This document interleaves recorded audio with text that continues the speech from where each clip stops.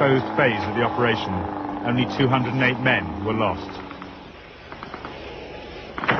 The problem of how to cut through the sandbanks was solved by an ingenious Egyptian lieutenant who had worked on the construction of the Aswan Dam.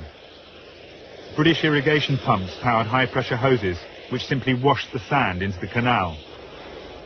Using this technique, they cut the holes in half the time it would have taken with either explosives or bulldozers. And during the first day, they cut 60 of them. Cutting the gaps was a feat of Egyptian ingenuity, but bridging the canal was achieved through well-tried Soviet expertise and equipment. PMP bridges designed to cross European rivers were put into use for the first time under wartime conditions.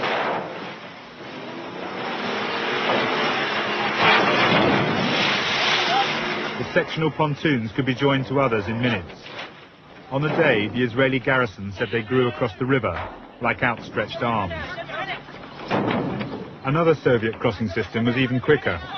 The GSP ferry was formed by two amphibious lorries which linked together in the water and would then expand hydraulically, creating a platform that could carry a tank across the canal in a matter of minutes. Every aspect of the crossing operation had been thoroughly rehearsed and planned in minute detail by General Shazli's staff, with two goals in mind: surprise and speed.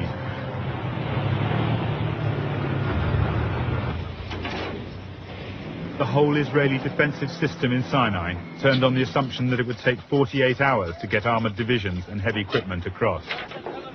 They were convinced they could foil any attack in that time. In 10 hours, the Egyptians had already got 10 bridges set up and 500 tanks positioned on the east bank. Inside 24 hours, 2 infantry and 2 armoured divisions had crossed the canal. It was the high point of the war for Egypt.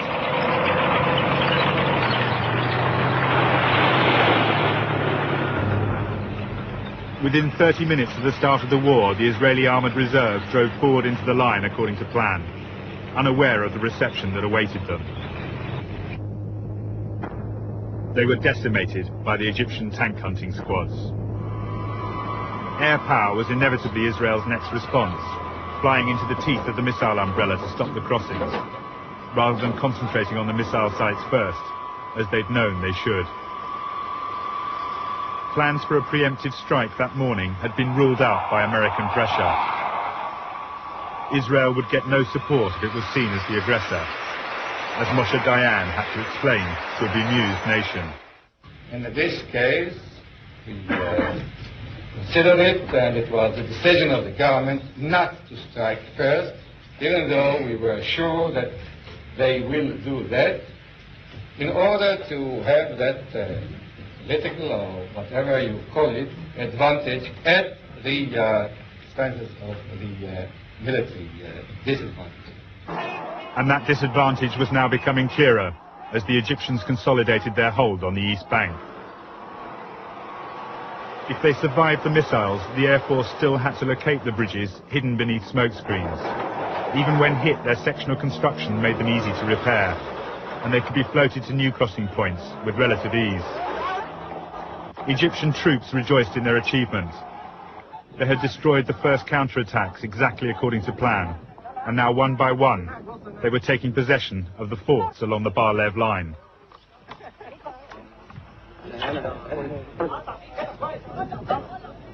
Not all fell easily, though.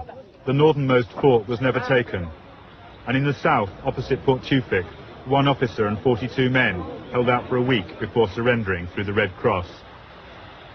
After repeated attacks, they were down to their last few grenades and bullets. The Egyptian officer who took over the fort believed they'd hidden their heavy weapons. The truth was, they had none. They were ferried across to Port Tewfik, where the survivors helped their wounded comrades ashore and into captivity.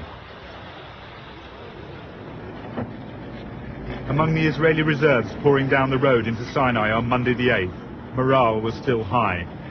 Their confidence in another easy victory was reinforced by their route through the Mitla Pass, still strewn with the wreckage of Egyptian defeats in 1956 and 67.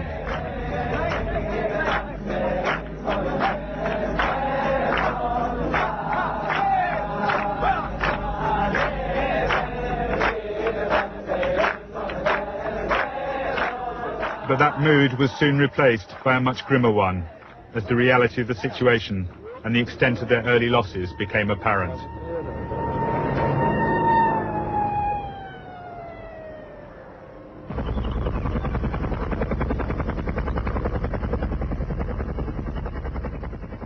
In those first few days in Sinai, only the Egyptians had cause to celebrate. The Sinai front was 125 miles from the main Israeli cities, but in the north there was no margin for error. The Golan Heights were barely 17 miles across, and from this plateau littered with volcanic rock, 4 routes led down across the Jordan into northern Israel. The Benot Yaakov Bridge bore the most important, leading from Kenetra and the area HQ at Kfar Nafak. A key Israeli observation point on Mount Hermon was known as the Eyes of Israel, as it overlooked the entire region.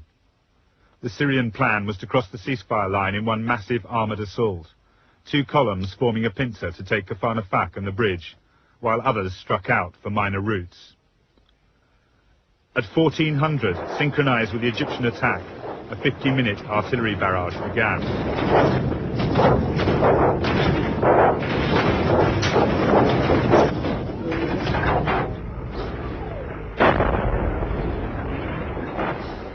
It paved the way for the Syrian armour, which then swept past the border posts.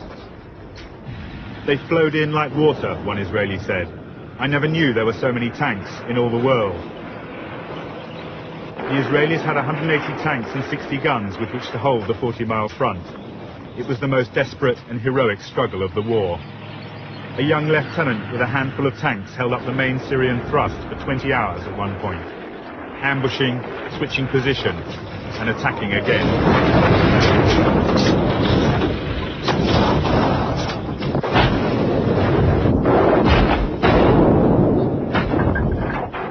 Mobile artillery proved effective in slowing the advance too, and it was well employed.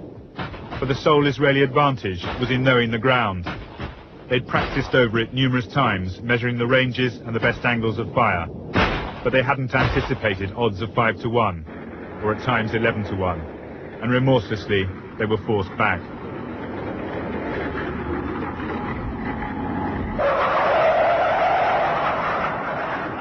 As in Sinai, the Israeli Air Force was thrown in to slow the advance.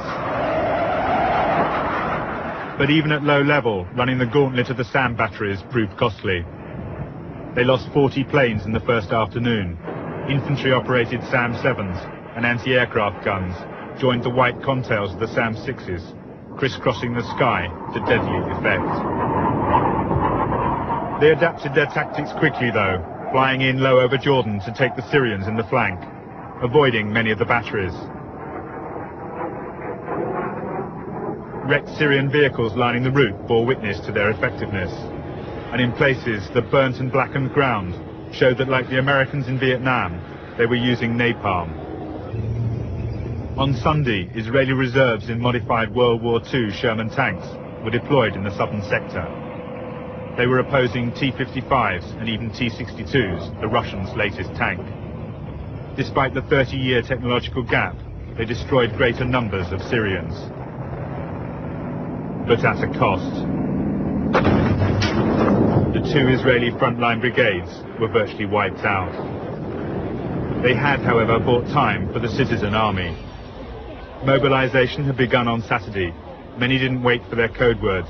Seizing their equipment, they headed to either front, pressing lorries, cars and buses into service.